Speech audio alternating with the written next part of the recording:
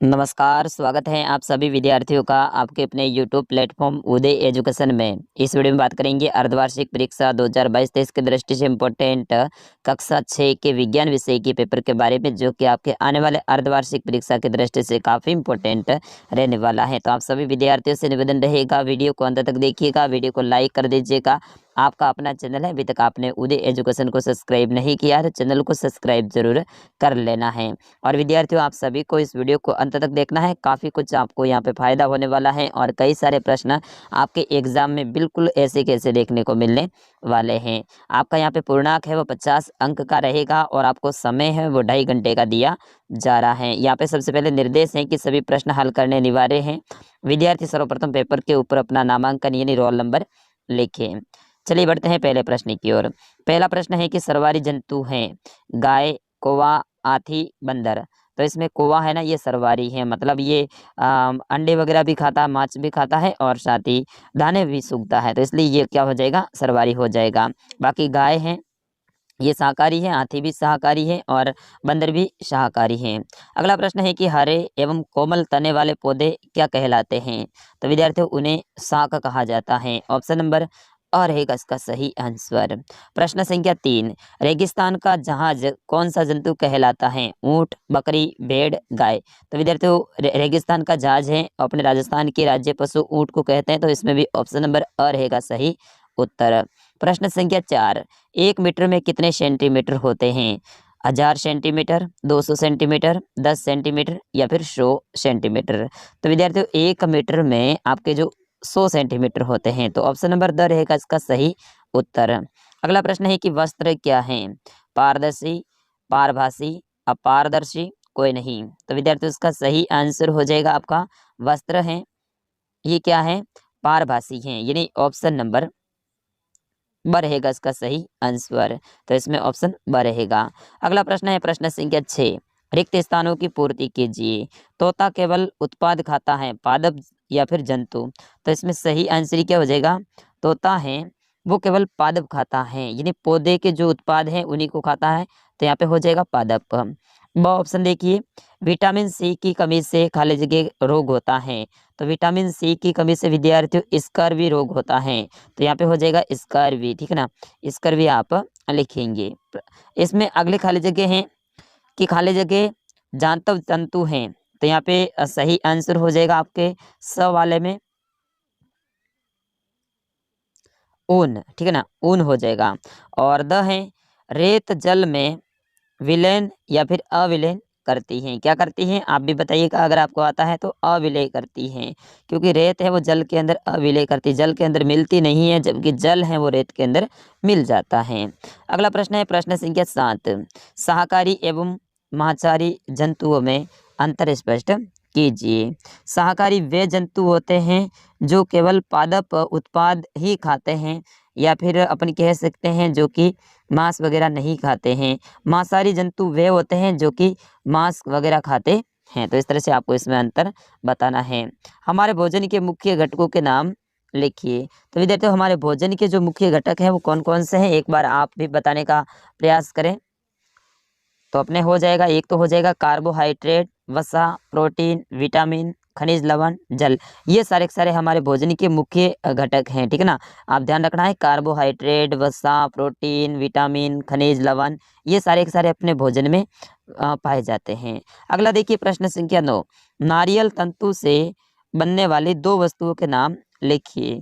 तो नारियल तंतु है, उससे एक तो अपन रस्सी बना सकते हैं, ठीक है ना, तो यहाँ पे हो जाएगा आपका रस्सी, और दूसरा अपन क्या बना सकते हैं, थैला भी बना सकते हैं, तो ये दोनों हो जाएगा।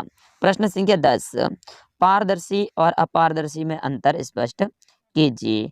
पारदर्शी किसे कहते हैं और अपारदर्शी किसे कहते हैं। देखिए, पारदर्शी ऐसे पदार्थ जिनके आर पार देख सकते हैं अपन, उसे पारदर्शी कहते हैं। मतलब जैसे कि कोई भी चीज है उसके आर पार अपन देख सकते हैं, तो वो तो हो जाएगी पारदर्शी। जैसे कि पेन होती है, आपने कई सारी पेन देखी होगी, उसके अंदर अपन को नली वगैरह सब कुछ दिखता है, तो वो पारदर्शी पेन है। अपारदर्शी ऐसे पदार्थ जिनके आर पार नहीं देख सकते हैं, उससे अपारदर्शी कहते हैं। ठीक है ना, ये आपको समझ लेना है। अगला प्रश्न है प्रश्न संख्या 11।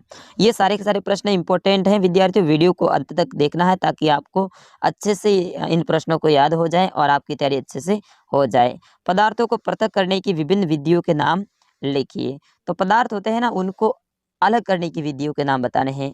तो अपन एक तो हस्तक्षेप के द्वारा यानी हाथों के द्वारा कर सकते हैं, एक एक को चुन चुन के। चालन के द्वारा भी कर सकते हैं, एक होता है निष्पासन के द्वारा भी कर सकते हैं, या फिर वाष्पन के द्वारा भी अपन कर सकते हैं, और एक होता है निष्ठा दस के द्वारा भी अपन कर सकते हैं। तो ये पदार्थों को अलग करने की विधियां हैं। प्रश्न संख्या 12। पत्ती की संरचना का नामांकित चित्र बनाइए। तो आपको पत्ती का चित्र बनाना है। तो इसमें विभिन्न जैसे कि पटल होता है, पलक, शिरा, ठीक है ना, एक होता है पर्णवर्त होता है, तना होता है। तो इनके अलग अलग भाग है वो आपको लिखने हैं। प्रश्न संख्या 13। आवास किसे कहते हैं? बिल्कुल इजी सा प्रश्न है। किसी भी जीव या फिर जंतु के जो रहने के लिए स्थान होता है उन्हें आवास कहते हैं। उसमें अपन भी शामिल रहते हैं क्योंकि अपन के अंदर भी तो जीव है। तो जो कोई भी जीव हो या फिर जंतु हो, उनके जो रहने के लिए जो स्थान होता है ना उन्हें आवास कहा जाता है। जैसे कि अपना घर है तो ये अपने लिए क्या आवास है। प्रश्न संख्या 14। साया कैसे बनती है समझाइए। साया कैसे बनती है इनके बारे में आपको बताना है। जब प्रकाश के सामने कोई अपारदर्शी वस्तु आ जाती है तब साया बनती है। जैसे कि यहाँ पे मान लो सूर्य है, अब यह सूर्य का प्रकाश आ रहा है लेकिन इनके आगे कोई अपारदर्शी वस्तु आ गई। मान लो यहाँ पे पेड़ आ गया, अब पेड़ आ गया तो पेड़ के आर पार है, इसका प्रकाश नहीं आएगा तो यहाँ पे क्या बनेगी? साया बनेगी। जब कोई भी मतलब अपन कह सकते हैं कि प्रकाश होता है उनके बीच में अपारदर्शी वस्तु आ जाती है तो फिर साया बनती है।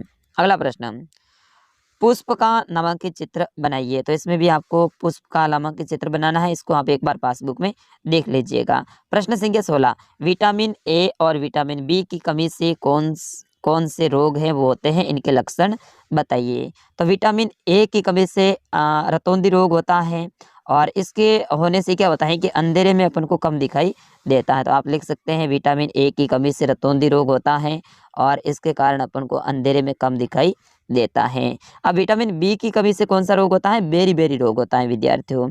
और इसमें क्या होता है? ऊर्जा में कमी आ जाती है और अपन को आलस आने लगता है। कब? बेरी रोग होता है जब। और ये बेरी रोग है ये विटामिन बी की कमी से होता है। प्रश्न संख्या 17। ये भी काफी इंपॉर्टेंट है विद्यार्थियों, आपके एग्जाम में आने वाला है। विलेय और अविलेय पदार्थों में उदाहरण सहित अंतर स्पष्ट कीजिए। विलेय का मतलब ये होता है कि ऐसे पदार्थ जो पानी में घुल जाते हैं उसे विलेय पदार्थ कहते हैं। ठीक है ना, ऐसे पदार्थ जो पानी में घुल जाते हैं उन्हें विलेय पदार्थ कहते हैं। जैसे कि चक्कर है, अपन चक्कर को क्या करेंगे? पानी के अंदर डालेंगे तो वो पानी के अंदर मिल जाएगी। जैसे कि गुड़ है, ठीक है ना, जैसे कि नमक है, ये सारे के सारे विलेय पदार्थ हैं। अविलेय वे होते हैं जो कि पानी के अंदर नहीं मिलते हैं, पानी के अंदर डालने पे वो तल के नीचे जम जाते हैं या फिर वो पानी को ही सोख लेते हैं, तो उन्हें क्या कहते हैं? अविलेय पदार्थ कहते हैं। जैसे कि चौक का बुरादा है, आपने देखा होगा चौक, तो उनका जो बुरादा होता है वो पानी के तल पे जाके जम जाता है। अगला प्रश्न, प्रश्न संख्या 18। जड़ें कितने प्रकार की होती है नाम लिखिए और प्रत्येक का चित्र भी बनाइए। तो जड़ें तो भाई खूब प्रकार की होती हैं, जैसे कि दो प्रकार की विशेष तौर पे होती हैं। एक तो होती है रेशेदार और एक होती है मूसला जड़। ठीक है ना, तो रेशेदार तो होती है, जैसे उनके जो चित्र हैं वो ऐसे मतलब आपको रेशे धागे के टाइप में इस तरह से बनाना है। और एक होती है मूसला। मूसला जड़ में क्या होता है? उसके अंदर ही अंदर कई सारी जड़ें होती हैं लगी, तो वो होती है मूसला जड़। अगला प्रश्न, प्रश्न संख्या 19। संधि किसे कहते हैं तथा दुराग्र और हिज संधि हमारे शरीर के किस भाग में पाई जाती हैं? तो ऐसी हड्डियां जो एक दूसरे से को जोड़ती हैं उसे संधि कहते हैं। वो अपने हिंदी वाली संधि नहीं लिखनी है, वो संधि अलग होती है और ये संधि अलग होती है। यहाँ पे देखिए साइंस में है, तो साइंस में आपको क्या करना है? ऐसी हड्डियां जो एक दूसरे को जोड़ती हैं तो उसे संधि कहते हैं। जैसे कि अपने गुर्दे के नीचे की वाली जो हड्डी है और एक अपने ये जांग वाली हड्डी है, तो ये एक दूसरे को जोड़ती है ना, तो इसे क्या कहते हैं? संधि कहते हैं। ठीक है ना, और यहाँ पे देखिए संधि है जैसे कि धुरांग संधि है जो कि गर्दन में पाई जाती है। एक होती है हिज संधि जो कि घुटनों में और कोहनी में पाई जाती है। तो इस तरह से इनके उदाहरण भी आपको बताने हैं। और प्रश्न संख्या 20 है कि जैव घटक और अजैव घटक में उदाहरण सहित अंतर स्पष्ट कीजिए। सबसे पहले आपको बताना है कि जैव घटक, तो ऐसे घटक जिसमें जीव पाया जाता है उसे जैव घटक कहते हैं। जैसे कि पेड़ पौधे, ये पेड़ पौधे हैं, इनके अंदर क्या पाया जाता है, जीव पाया जाता है। जैसे कि जीव जंतु, ठीक है ना, जीव जंतु, ये भी क्या हो जाएगा, आपके जैव घटक के अंतर्गत आएगा। अब होता है अजैव घटक, तो ऐसे घटक जिसमें जीवन नहीं पाया जाता है उसे अजैव घटक कहते हैं। जैसे कि पत्थर ही देख लो आप, पत्थर के अंदर जीवन थोड़ा पाया जाता है, तो वो क्या है, अजैव है।